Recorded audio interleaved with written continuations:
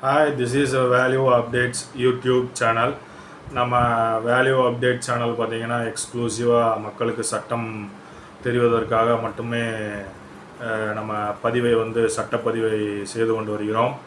நம்மளுடைய channel subscribe பண்ணுங்கள். Subscribe பண்ணால் மட்டும் அதாவது பெல் பட்டனை ப்ரெஸ் பண்ணுங்கள். முக்கியமாக நம்ம சட்டம் தெரிஞ்சு கொள்ளணும் அப்படின்னா நீங்கள் ஃபுல் வீடியோ பார்த்தா தான் முழு வடிவமான சட்டம் உங்களுக்கு தெரிய வரும். அதனால் ஸ்கிப் பண்ணாதீங்க, ஃபுல் வீடியோ பாருங்கள். அப்போ தான் முழுமையான ஒரு சட்டத்தை அறிய முடியும். சப்ஸ்கிரைப் பண்ணியிருந்தீங்க அப்படின்னா ஷேர் பண்ணுங்கள், சோஷியல் மீடியாவில் ஷேர் பண்ணுங்கள், குரூப்ஸில் ஷேர் பண்ணுங்கள். அதன் மூலமாக சட்டம் தெரிந்து கொள்வார்கள்.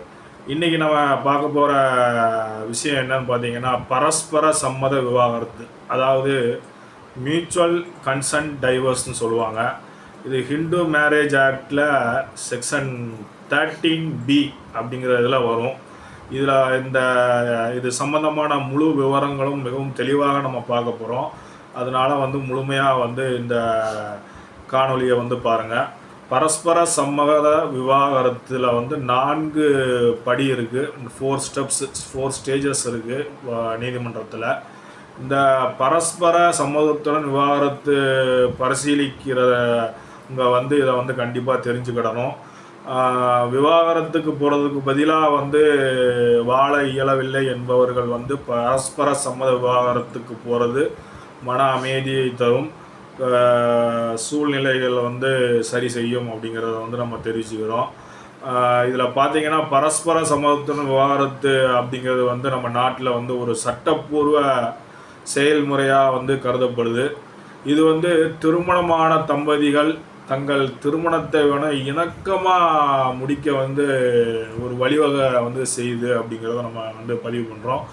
சர்ச்சைக்குரிய விவாகரத்துகளுடன் ஒப்பிடும்போது இந்த விவாகரத்து முறை குறைவான நேரத்தை எடுத்துக்கொள்ளும்னும் மற்றும் பார்த்திங்கன்னா குறைவான மன அழுத்தத்தை கொண்டுள்ள ஒரு விஷயம்னு சொல்கிறோம்.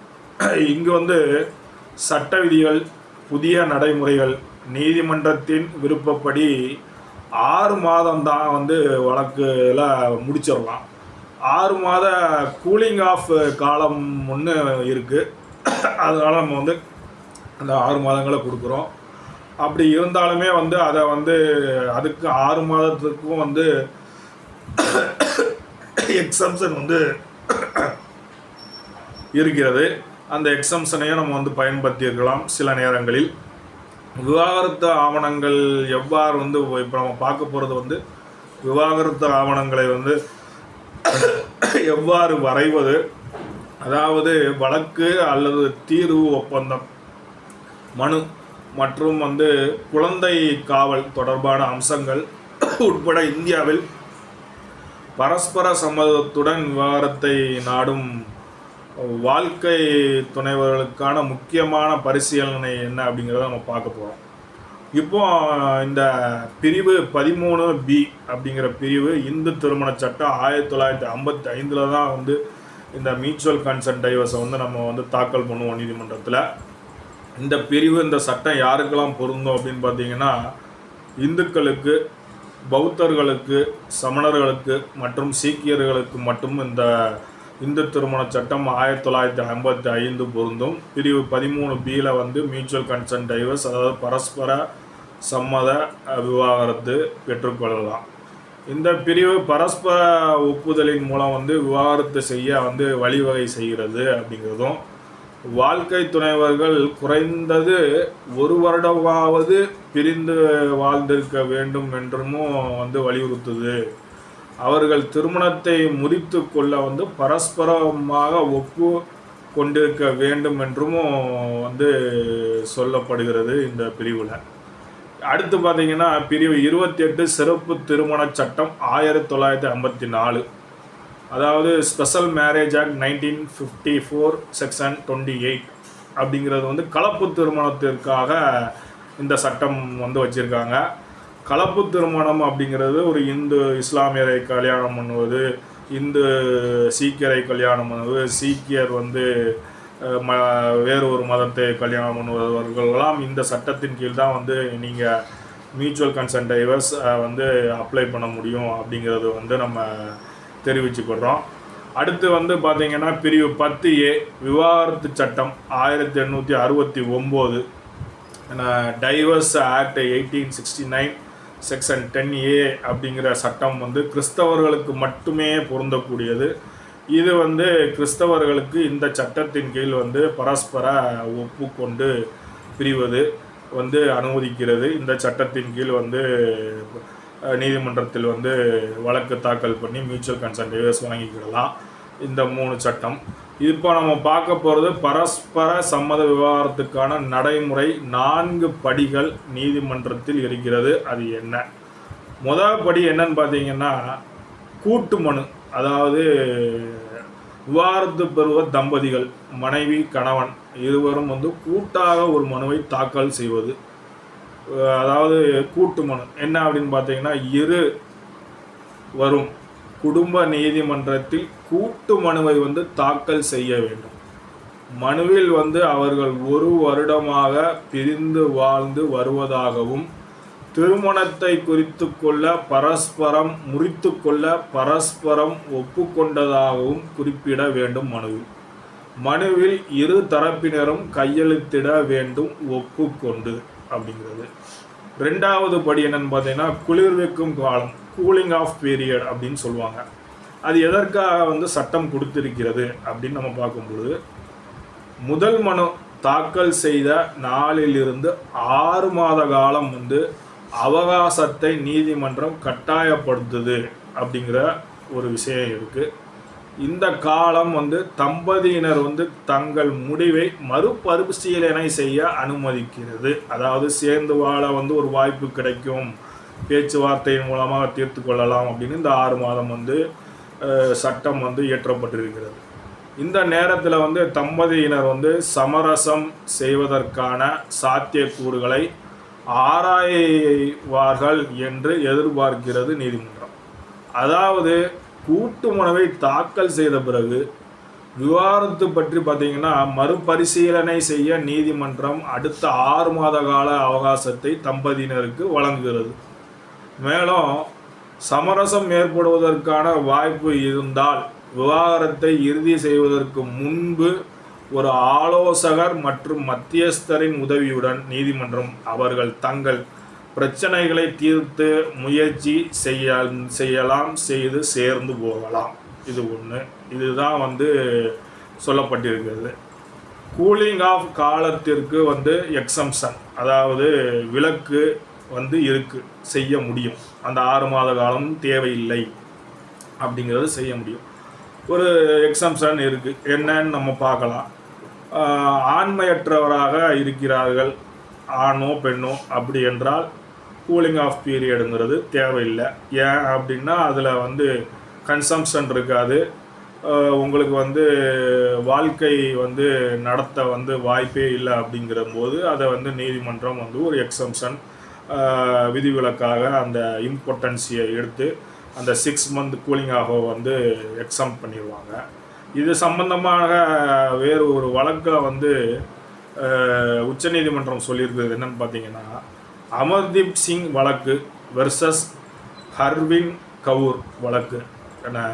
2017ஆம் ஆண்டு பார்த்தீங்கன்னா உச்சநீதிமன்றம் வழங்கிய தீர்ப்பின்படி தம்பதியினர் வந்து அனைத்து வேறுபாடுகளையும் உண்மையிலேயே தீர்த்து கொண்டால் சமரசம் ஏற்பட வாய்ப்பில்லை என்ற ஒரு கட்டாயம் வந்துவிட்டால் நீதிமன்றத்தின் விருப்பப்படி 6 மாத கூலிங் ஆஃப் காலத்தை விலக்கு செய்யலாம். பிரிந்த காலம், ஜீவனாம்சம் தீர்வு, குழந்தைகளின் காவல் மற்றும் நிலுவையில் உள்ள வேறு ஏதேனும் பிரச்சனைகள் போன்ற காரணிகளை நீதிமன்றம் கருத்தில் கொள்ளும் அப்படின்னு சொல்லுவோம். உச்ச நீதிமன்ற தீர்ப்பிலிருந்து பொருத்தமான விஷயங்கள் என்ன இந்த இதில் தீர்ப்பில் சொல்கிறாங்க அப்படின்னா, அமர்தீப் சிங் வெர்சஸ் ஹர்வின் கவுர் அப்படிங்கிற தீர்ப்பு 2017 வந்த தீர்ப்பு. 8வது புத்தகம் SCC சுப்ரீம் கோர்ட் கேஸ் பக்கம் 746 பிரிவு 13B Hindu marriage act 13B உட்பிரிவு 2ல் வந்து குறிப்பிடப்பட்டுள்ள காலம் கட்டாயமல்ல என்றும், ஆனால் ஒரு கோப்பகமாகவும் தரப்பினர் மீண்டும் வந்து இணைந்து வாழ்வதற்கான சாத்தியக்கூறுகள் இல்லாத மற்றும்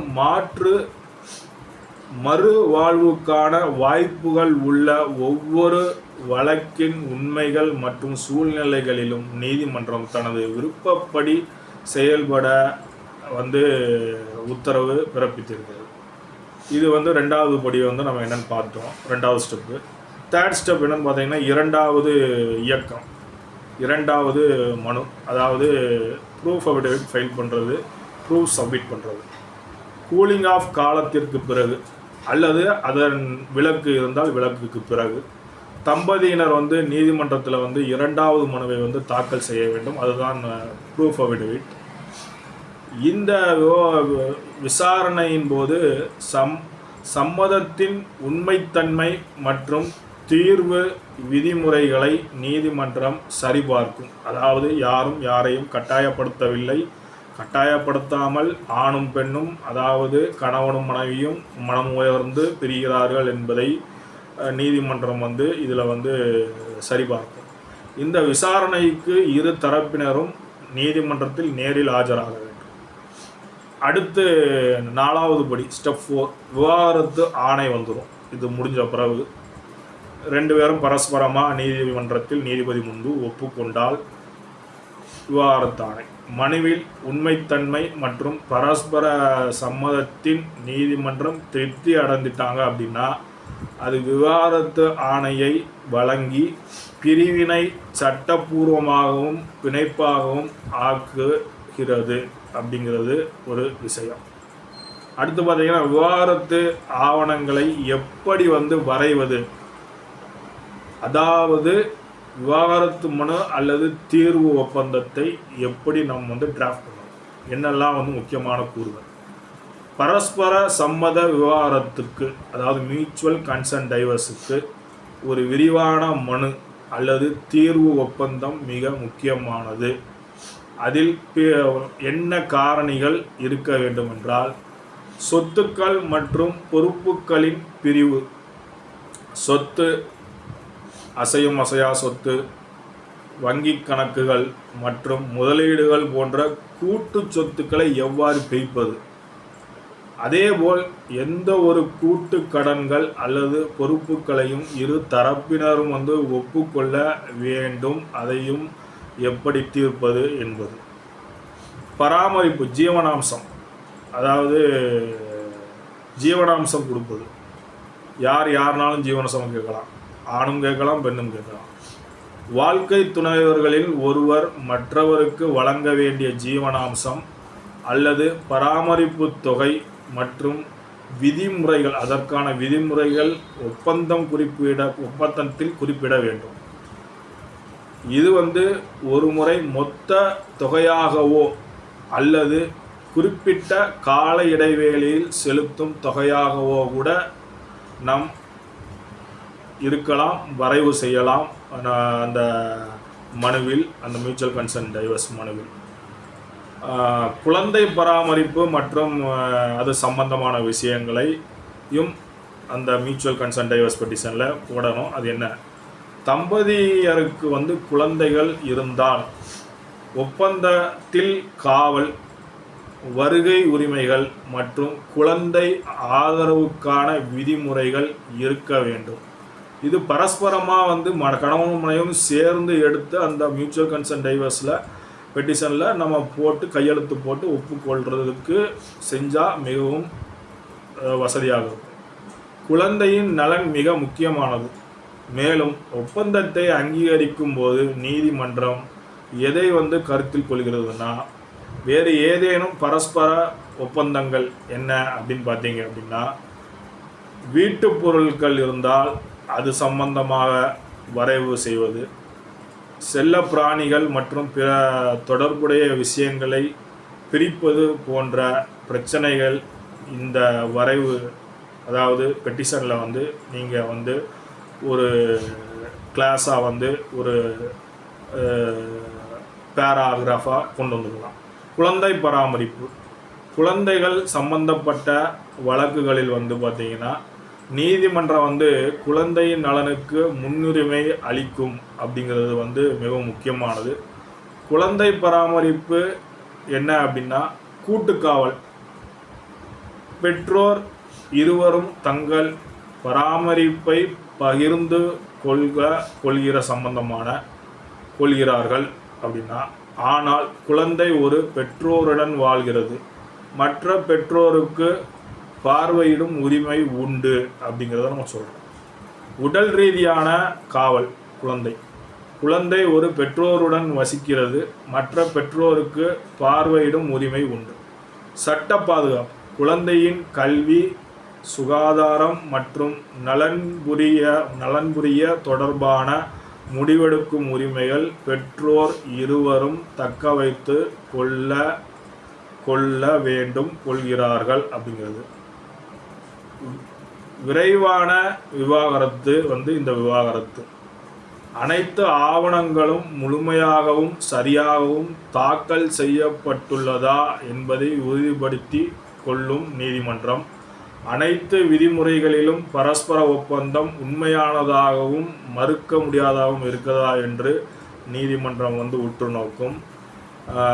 தகுதி இருந்தால் உச்ச நீதிமன்றம் நிர்ணயித்த அளவுகோல்களின் அடிப்படையில் கூலிங் ஆஃப் காலத்தை தள்ளுபடி செய்ய நீதிமன்றம் ஒப்புக்கொள்ள வாய்ப்புகள் இருக்குது. தேவையான ஆவணங்கள் என்ன இந்த வழக்கு தாக்கல் பண்ணுவதற்கு? கூட்டு விவாகரத்து மனு தாக்கல் பண்ணுவது, திருமணச் சான்றிதழ் மற்றும் திருமண அட்டை மற்றும் பிரமாண பத்திரம் ஒரிஜினல், இருவரின் முகவரி சான்று, ஆதார் அட்டை, பாஸ்போர்ட் போன்ற பிற அட்டைகள் கவர்மெண்டோடைய அங்கீகாரம் பெற்ற அட்டைகள், இருவருடைய இருப்பிட சான்று, பின்பு பார்த்தீங்க அப்படின்னா பாஸ்போர்ட் புகைப்படம் தேவைப்படுகிறது வழக்கு தாக்கல் பண்ணுறதுக்கு. பிரிவினை காலத்தை ஆதரிக்கும் சான்றுகள், வாடகை ஒப்பந்தம் அல்லது பிரமாண பத்திரம் போன்றவை இதெல்லாம் முக்கியமான விஷயங்களாக கருதப்படுகிறது.